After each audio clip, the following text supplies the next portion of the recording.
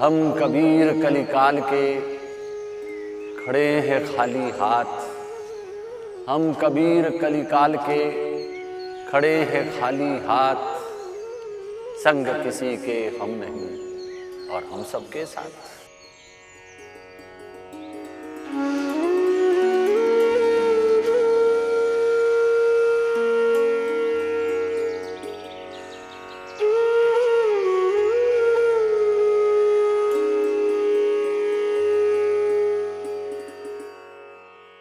کہانی کے لیے اردو میں کئی لفظ ہیں، روداد، حکایت، کہانی، افسانہ، فسانہ، اور اسی لیے کہا ہے کہ کہانی میری روداد جہاں معلوم ہوتی ہے، جو سنتا ہے اسی کی داستان معلوم ہوتی ہے۔ تو داستان بھی ایک لفظ کہانی کے لیے اردو میں رہا۔ ہمارے زمانے میں کہانیاں ختم ہو گئی، چنانچہ ہم نے ایک شعر کہا تھا کہ اپنے بچوں کو کیا سناؤں گا، اپنے بچوں کو کیا سناؤں گا، کوئی قصہ، کوئی کہانی دے۔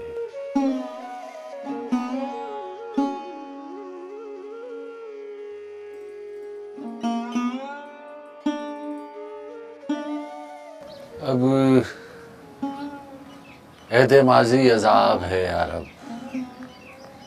پھر بھی اگر پیچھے کی طرف پلٹنا ہی ہو تو یوں سمجھیے کہ بہت چھوٹا رہا تب میں اپنی موسی کے ساتھ جودھ پور سے ذرا سا دور سمجھیے کہ ان گاؤں میں چلا گیا۔ ماموں تھے، خالہ تھی، وہ دونوں ٹیچر تھے، اور یہاں سے تھوڑی سی دور جگہ ہے جالور، تو وہاں ان کے ساتھ رہا، بچپن وہیں بیتا۔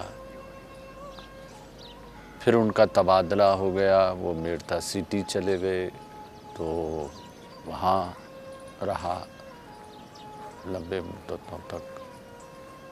تو بچپن کی تعلیم اور تربیت جو بھی کہیے اسے، وہ شروع کی تعلیم ظاہر ہے کہ لڑکیوں کی اسکول میں ٹیچر تھیں وہ، میں انہیں بہت عزیز تھا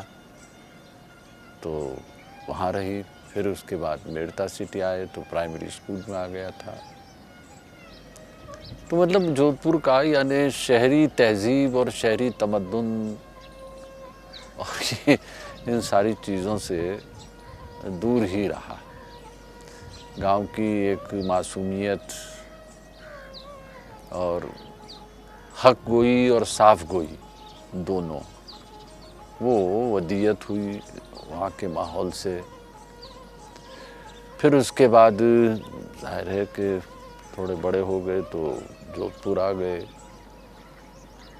پھر جودھ پور سے ابھی اس کو ایڈجسٹ کرنے میں ذرا دقت ہوتی ہے، کیونکہ پرورش جو آپ کی تھی وہ ساری کی ساری دیہات بھی نہیں کہیے، گاؤں ہی کہیے، اور گاؤں میں ایسا یہ بجلی وغیرہ برقی کمکمے وغیرہ کہاں تھے۔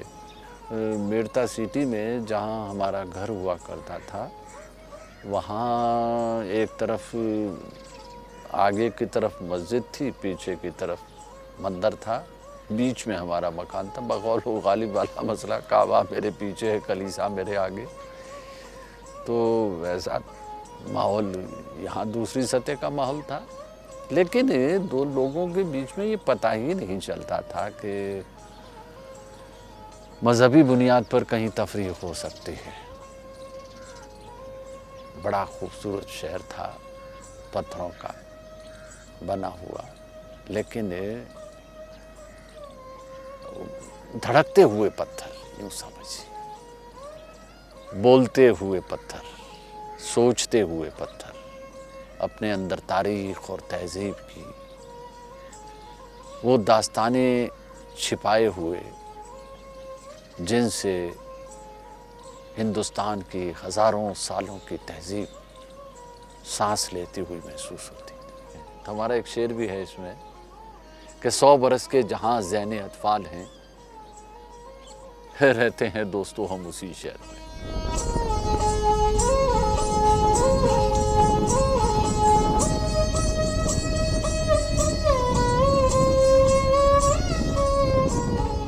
تو مجھے کئی بار یہ لگتا تھا کہ وہ اپنے شہر کی پراگندگی یا گندگی یا ذہنی گندگی اور اس سنگرش کو، ان تکالیف کو برداشت کرنے کی طاقت وہ ان پہاڑوں سے، ان جنگلوں سے، ان سادھو سنتوں سے مل کے حاصل کرتے تھے، فقیروں سے مل کے حاصل کرتے تھے۔ اب یہ ہے کہ جیسے جیسے جنگل ختم ہوتے جا رہے ہیں، اور ہو ہی گئے، اب جنگل کہاں رہ گئے۔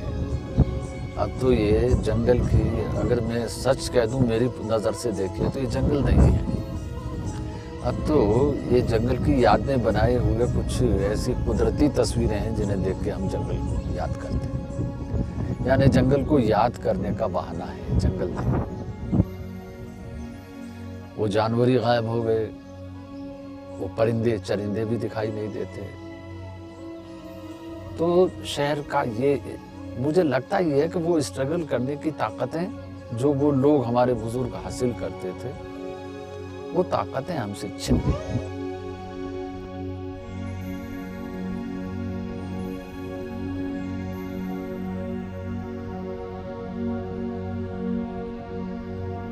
بیاضیں کھو گئی ہیں، بیاضیں جن میں اندیکھے پرندوں کے پتے لکھے، بیاضیں جن میں ہم نے پھولوں کی سرگوشیاں لکھی، پہاڑوں کے رموز اور آبشاروں کی زبان لکھی، بیاضیں جن کے سینے میں سمندر اور سورج کی عداوت کے تھے افسانے، پرندے اور پیڑوں کے رقم تھے باہمی رشتے، ہماری ارتقاء کی الجھنیں جن سے منور تھیں، بیاضیں کھو گئی ہیں، اب لغت ہم سے پریشاں ہے، بیاضیں کھو گئی۔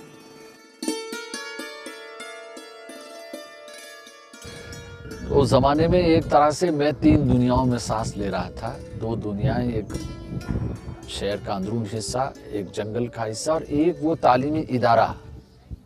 یعنی کالج، اسکول کی لائف، وہ بالکل پھر ایک تیسری دنیا ہے۔ تو یوں کر کے ہماری زندگی کے وہ دن بھی گزر گئے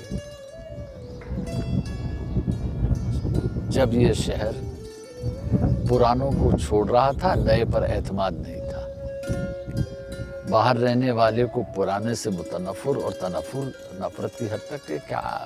ابھی تک وہیں بیٹھے ہیں۔ آج معاف کیجئے کہ جو بچہ پہلے دن اسکول میں داخلہ لیتا ہے اسے پتا ہے کہ یہ میرا سگا بھائی نہیں ہے، میں اکلوتی بیٹی ہوں یا اکلوتا بیٹا ہوں۔ تو یہ تعلیم کا جو نظام تھا، اس نے اس شہر کا ہی نہیں بلکہ میں تو یہ کہوں گا کہ پورے ملک کا تہذیبی نظام درہم برہم کر کے رکھ دیا۔ میں نے جیسے ابھی کہا کہ نوسٹیلجیا نہیں، مجھے لگتا ہے کہ ہماری تہذیب تو وہ ہے۔ اب جس تہذیب کا ذکر آپ کر رہے ہیں یا جس تہذیب کو ہم سمجھنا چاہتے ہیں، ادب اور ہے کیا؟ زبانیں اور کیا ہیں؟ زبانیں اصل میں تہذیب کی ریڑھ کی ہڈی ہی کہیے اسے۔ تہذیب بھی کیا ہوتی ہے؟ اگر زبان نہیں ہے تو تہذیب کچھ نہیں ہے۔ اب اس زمانے میں یہاں کا جو ادبی ماحول رہا وہ خاص طور سے راجستھانی کمال تھا۔ ہندی میں بھی لکھا جا رہا تھا، اردو میں بھی لکھا جا رہا تھا،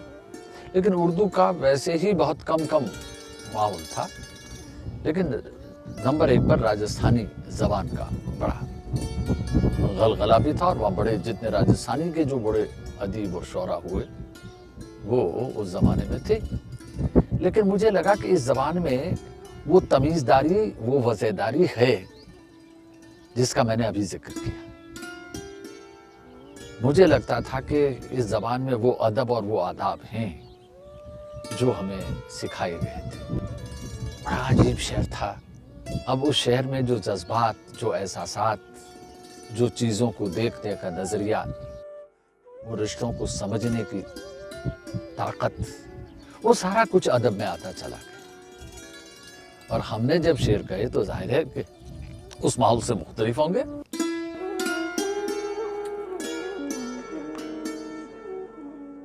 منظر کو کسی طرح بدلنے کی دعا دے، منظر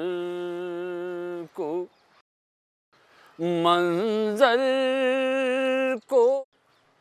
کسی طرح بدلنے کی دعا دے، رات کی ٹھنڈک کو پگھلنے کی دعا دے، رات کی ایسا ویران کے بے خواب فرشتے، ایسا ویران کے بے خواب فرشتے، اب چیخ کو سینے سے نکلنے کی دعا دے، اب چیخ کو پتے کو پرندے کی پناہوں پہ لگا دے، پتے کو پرندے کی پناہوں پہ لگا دے، چشموں کو پہاڑوں سے ابلنے کی دعا دے، چشمے کو پہاڑوں سے پڑھ ایسا وظیفہ کہ یہ کوثر نہ اجڑے، پڑھ ایسا وظیفہ کہ یہ کوثر نہ اجڑے، پیڑوں کو یہاں پھولنے پھلنے کی دعا دے۔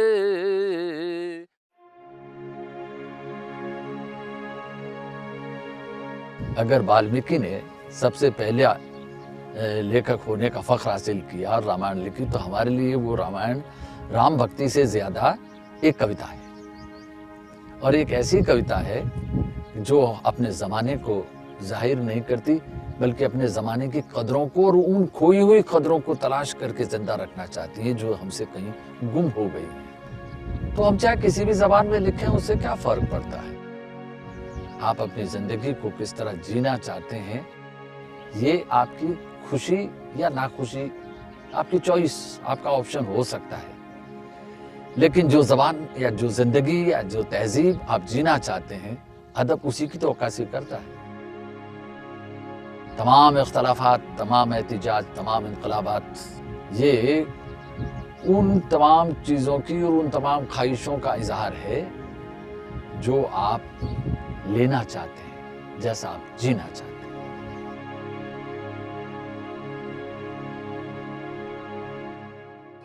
کئی شکلوں میں خود کو سوچتا ہے،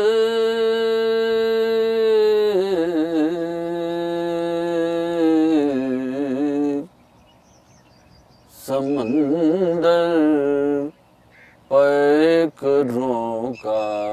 سلسلہ ہے،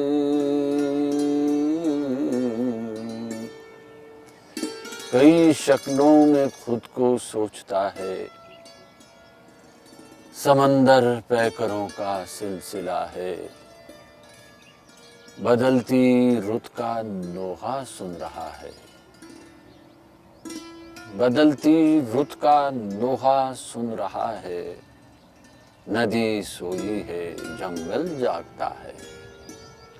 بدلتی رت کا نوحہ سن رہا ہے، ندی سوئی ہے جنگل جاگتا ہے، حدود ارض میں گم ہونے والا، حدود ارض میں گم ہونے والا، افق کو امکان جانتا ہے، بدلتی رت کا نوحہ سن رہا ہے، ندی سوئی ہے جنگل جاگتا ہے، کئی شکلوں میں خود کو سوچتا ہے، سمندر پیکروں کا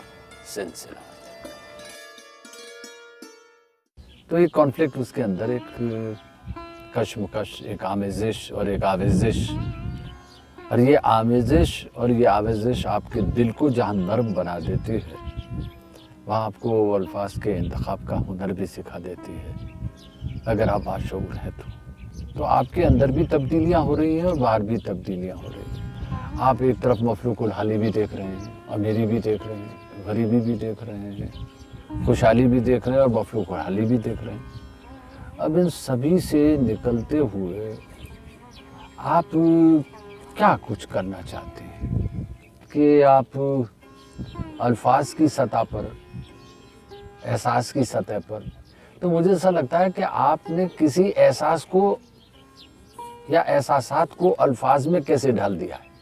اور وہ احساس آپ کا اب کیسے پہنچے گا آپ تک۔ اب دیکھیں، یہ ایک آپ کا جیسے اسٹرگل کہیے یا کمیونیکیشن کا گیپ کہیے یا اور جو بھی چاہے نام دیجیے، یہ ہر شاعر اپنے طور پر بھگتتا ہے، میر ہو، غالب ہو، ہمارے زمانے میں یا ہمارے زمانے سے ٹھیک پہلے اگے ہوں یا مفتی بودھ ہوں یا اور بھی ہمارے زمانے کے لوگ بھی، ان کا مسئلہ یہی ہے کہ آپ جس احساس کی سطح پر جی رہے ہیں وہ احساس مختلف ہے۔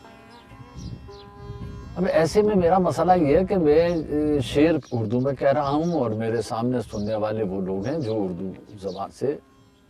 ان کی نزاکتوں سے واقف نہیں، موٹے طور پر اردو سے واقف نہیں، اور پھر جو ملک کے حالات ہو گئے تھے اس میں اردو تو ایک مذہب مخصوص کی زبان تھی۔ اب ان معاملات سے معاملہ رہتے رہتے کچھ چیزیں سخت تھیں، وہ بھی آپ کو جھیلنا پڑی، کچھ چیزیں لوگوں نے پھر دھیرے دھیرے لوگوں نے اسے سمجھنا شروع کر دیا۔ تو یوں کر کے آپ سمجھے کہ قدم در قدم آپ کی بڑی مسائل سے آپ کا واسطہ ہے۔ آپ چاہے کتنے ہی اپنے آپ کو بچا کے رکھیں، ان سے آپ ایک کریکٹر کا تصور کیجئے کہ سب جگہ پر آپ کو ناکامی کے بیابان سے گزرنا ہے۔ کامیابی کا بیابان کہیں نظر نہیں آتا، بیابان تو چھوڑ دیجئے، کامیابی کی کوئی نحیف و نزار بہت کمزور سی کرن بھی نظر نہیں آتی آپ کو۔ لیکن بہرحال میں سمجھتا ہوں کہ زبان ہی ہوتی ہے جو کسی شاعر کو، کسی ادیب کو، کسی کوی کو حوصلہ دیتی ہے کہ میں ہوں نا۔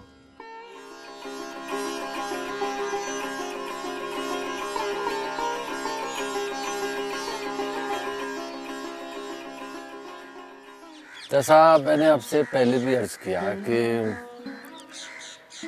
ہمارا ٹریڈیشن، ہمارا جو سارا سوچ سمجھنے کا ثقافتی سرمایہ ہمارا جو تھا اور جو ہے، وہ کبیر سے، امیر خسرو سے، نذیر سے، میر سے، غالب سے ہوتا ہوا جس طرح درجہ بدرجہ آگے سفر کرتا ہے، تو اسے کئی بار ایسا محسوس ہوتا ہے کہ پورا ہندوستان ان کی شاعری میں سانس لیتا ہوا چلتا پھرتا نظر آتا ہے، اور جب وہ چلتا ہے تو ایسا محسوس ہوتا ہے کہ ہم ایک ایسے زمانے میں جی رہے ہیں کہ جس زمانے کی تشکیل اور تعمیر میں سب سے بڑا حصہ جو ہے انجذاب کا ہے، امبائب، تہذیب کو سارا کا سارا उन्होंने इम्बाइब कर लिया है। एक इसमें मज़ेदार, मैं अदब की सतह पर अगर आपसे गुफ्तगू करूं तो मैं ये कहूँगा कि आदमी दो सतह पर बात करता है। एक सतह उसकी वो है जहाँ वो अपनी पूरी रवायत, पूरे ट्रेडिशन के साथ चलता फिरता नजर आता है, और एक वो है जो नई ट्रेडिशन पैदा करना चाहता है। ये नया ट्रेडिशन पैदा करने का हुनर जो है, और यहाँ अगर मैं ये भी कह दूँ आपसे कि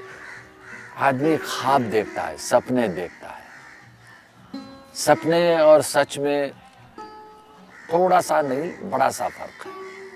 लोग समझते हैं कि सपने देखने वाले आदमी क्या कर लेंगे, लेकिन मुझे ये कहने की इजाज़त दीजिए कि सपना बड़ा खुशकिस्मत वाक़ई हुआ है कि उसके पास सच है, उसका अपना सच है। सच की बदकिस्मती ये है कि उसके पास कोई सपना नहीं है। तो गालिब से लेके फिराक तक ये एक सिलसिला हमारे सामने रहता है, और मैं समझता हूँ कि मैंने इसी सिलसिले में जो अनीस से अदम तशद्दुद और वाल्मीकि से और महाभारत से जहाँ मैंने आपसे अर्ज़ किया कि वो सारा अदम तशद्दुद, अहिंसा जो है वो वहाँ से चलकर फिराक तक आती है, और आदमी को, आदमी से इंसान बनने का सफ़र, अगर मैं इसे भारतीय या हिंदुस्तानी टर्मिनोलॉजी में कह दूं तो अदब पूरा का पूरा नर से नारायण हो जाने की कोशिश है।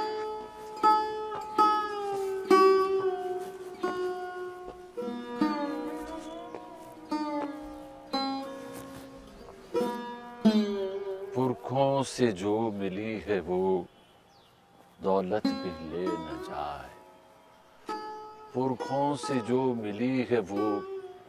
दौलत भी ले न जाए, जालिम हवाए शहर है इज्जत भी ले न जाए, जालिम हवाए शहर है इज्जत भी ले न जाए, जालिम हवाए शहर है इज्जत भी ले न जाए, पुरखों से जो मिली है वो इज्जत भी ले न जाए।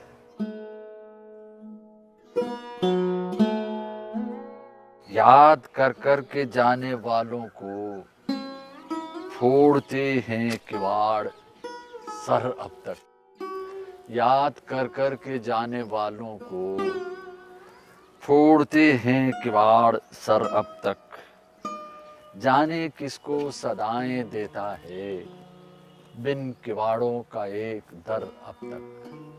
मंजिलें ख्वाब और सफर अब तक, मिट गया दश्त रहे गुजर अब तक।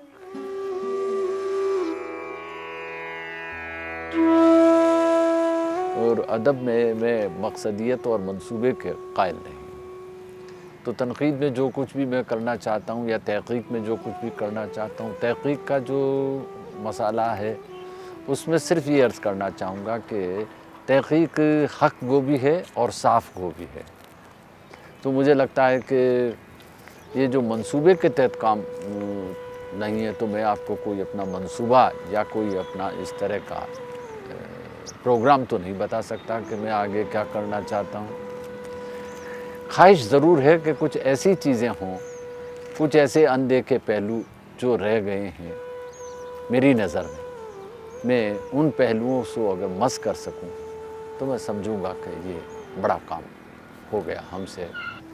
मैं समझता हूँ कि अदब की जो क़ुव्वत है उससे तो कोई मुकाबला हो नहीं सकता, लेकिन इल्म की कोई आखिरी हद तो है नहीं। तो देखिए कहाँ तक पहुँच सकते हैं। जब से गई है छोड़ के आवारगी मुझे, जब से गई है छोड़ के आवारगी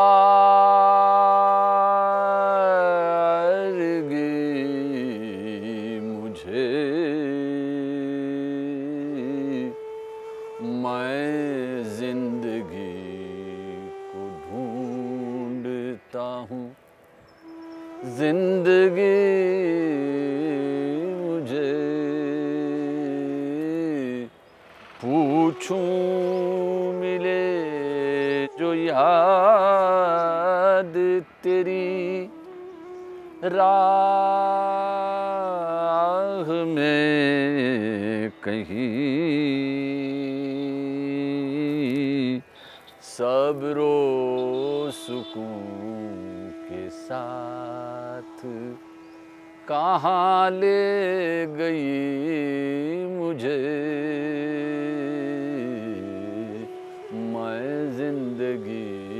کو ڈھونڈتا ہوں، زندگی مجھے۔